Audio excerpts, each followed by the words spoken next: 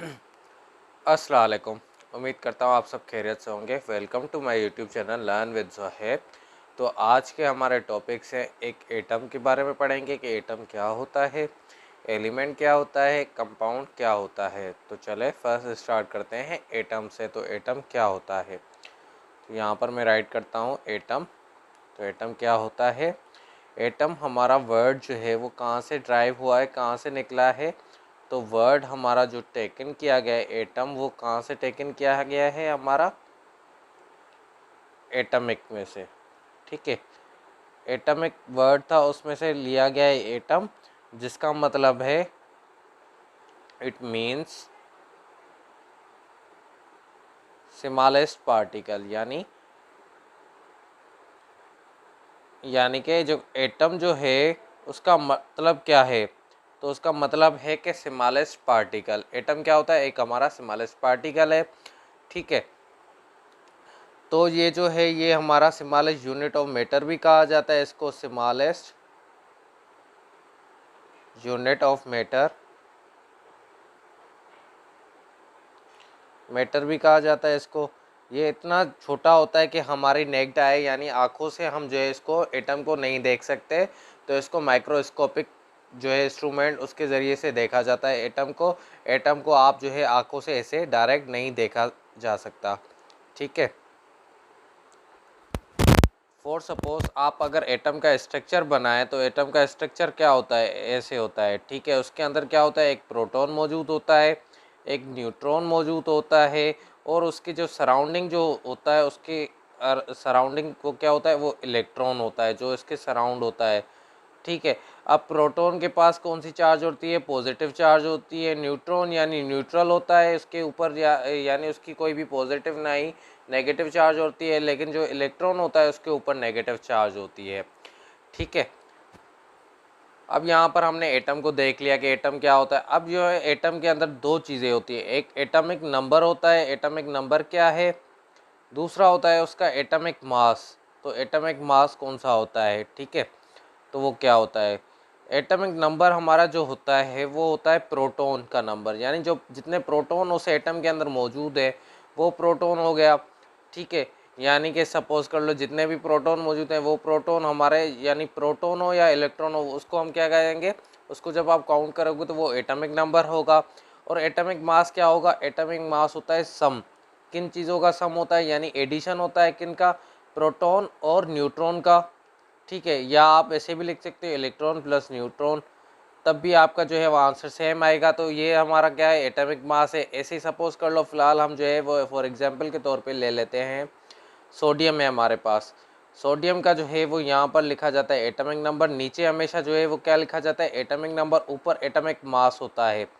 ठीक है, अब सोडियम जो एलिमेंट है जो हमारे पास, उसके अंदर जो है वो प्रोटॉन कितने होते हैं, 11, जबकि न्यूट्रॉन कितने होते हैं, 12 होते हैं उसके अंदर न्यूट्रॉन। और इलेक्ट्रॉन जो उसके सराउंड में होते हैं वो कितने होते हैं, वो भी जो है वो 11 होते हैं। यानी इलेक्ट्रॉन भी हमारे उसके क्या है, 11 है, प्रोटॉन भी 11 है, न्यूट्रॉन 12 है। तो एटॉमिक नंबर हमारा क्या होगा, एटॉमिक नंबर इसका होगा, एटॉमिक नंबर अगर निकाला जाए तो इसका सोडियम का, तो एटॉमिक नंबर क्या होगा, 11 होगा। एटॉमिक मास निकाला जाए तो एटॉमिक मास हम कैसे निकालते हैं, प्रोटॉन प्लस न्यूट्रॉन को ऐड करेंगे, 11 में 12 आप जब ऐड करेंगे 11 प्लस 12 तो आपका 23 मास आएगा।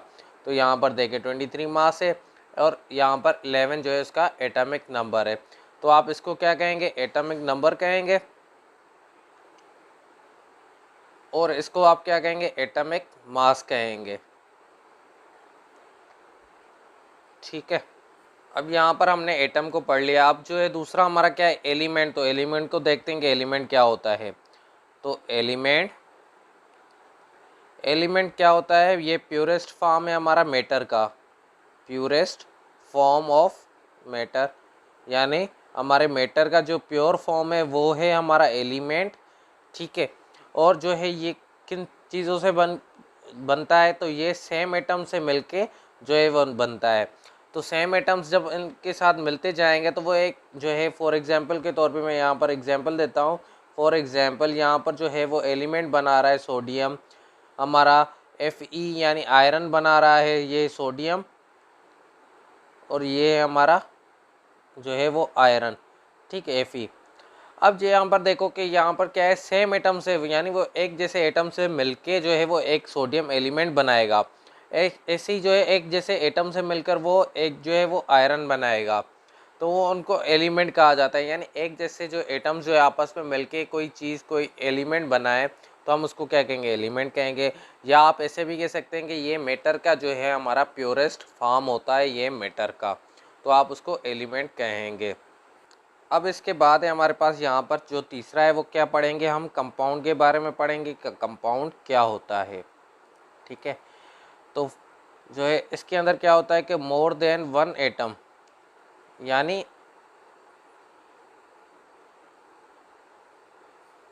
ठीक है, यानी मोर देन वन एलिमेंट, यानी जो हमारे एटम्स होंगे वो डिफरेंट एलिमेंट्स के मिलके जो है वो एक कंपाउंड बनाते हैं। जैसे कि जो है दूसरी पॉइंट ये है कि डिफरेंट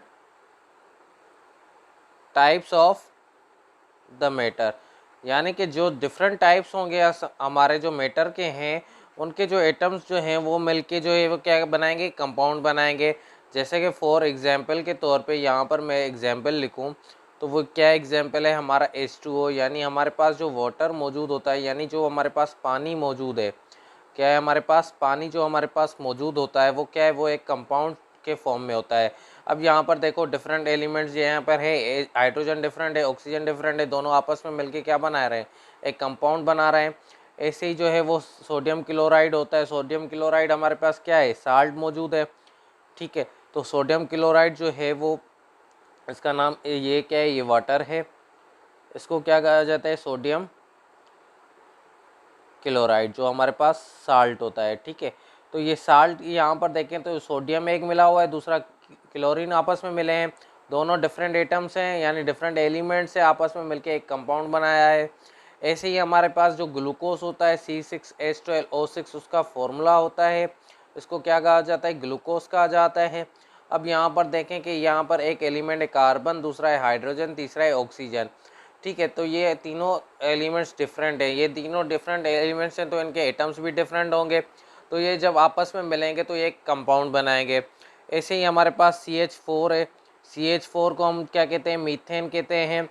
मीथेन ही जो हमारे घरों में गैस आ रहा होता है वो मीथेन गैस ही होता है, तो हम उसको CH4 को आप जो है वो सुई गैस भी कहा जाता है, तो आप भी सुई गैस कह सकते हैं इसको, ठीक है। तो CH4 के अंदर जब आप देखें तो C क्या है, हमारा कार्बन, और यहाँ पर हाइड्रोजन है, तो डिफरेंट एटम्स हैं डिफरेंट एलिमेंट्स के, वो आपस में जब मिल रहे हैं तो एक कंपाउंड बना रहे हैं, जिसको नाम दे दिया गया है क्या, कंपाउंड। तो हम उसको कंपाउंड कहते हैं। यानी कंपाउंड हम किसको कहेंगे, जो एक से ज़्यादा एलिमेंट से मिलके बने और जो डिफरेंट एटम से मिलके बने, यानी हर किसी एलिमेंट के डिफरेंट एटम्स होंगे, हर किसी एलिमेंट्स के अपने एटम्स होंगे, दूसरे एलिमेंट के दूसरे एटम्स होंगे। जब वो डिफरेंट एटम्स बन के जब वो आपस में मिलेंगे तो वो एक क्या बनाएंगे, कंपाउंड बनाएंगे।